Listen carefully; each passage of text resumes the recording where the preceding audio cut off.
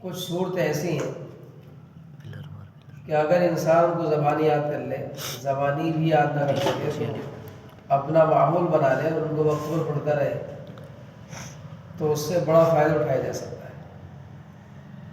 حدیث پاک کے اندر آتا ہے کہ جو شخص ہر روز بلا ناغہ مغرب کی نماز کے بعد سورہ واقعہ کی تلاوت کرے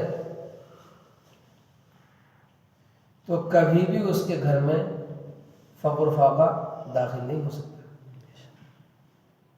حضرت عبداللہ بن مسعود رضی اللہ تعالیٰ ایک بہت مشہور صحابی ہیں، بڑے قریب صحابی اللہ کے نبی کے، اور بہت ساری روایات احادیث میں اس آئی۔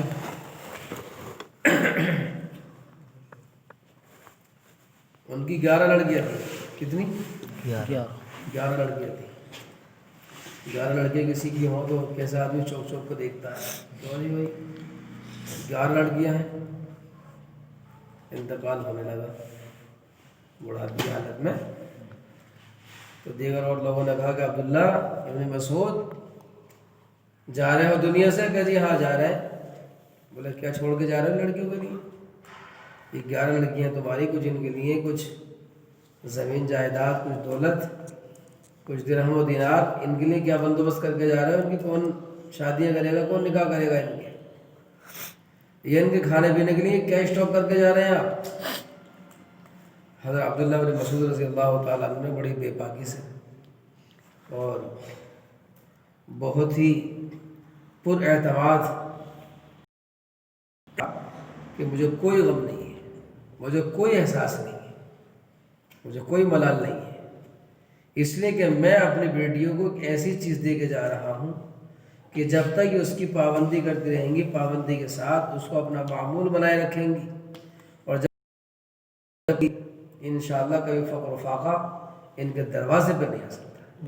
اور وہ یہ ہے کہ میں نے اپنے حبیب سید الاولین والآخرین حضرت محمد رسول اللہ صلی اللہ علیہ وسلم سے یہ بات سنی ہے کہ جس گھر کے اندر روزانہ مغرب کی نماز کے بعد سورہ واقعہ کی تلاوت کی جائے، اس گھر کے اندر کبھی فاقہ داخل نہیں ہو سکتا، اس گھر کے اندر کبھی فقر و فاقہ نہیں آ سکتا، بھوکمری نہیں آ سکتی۔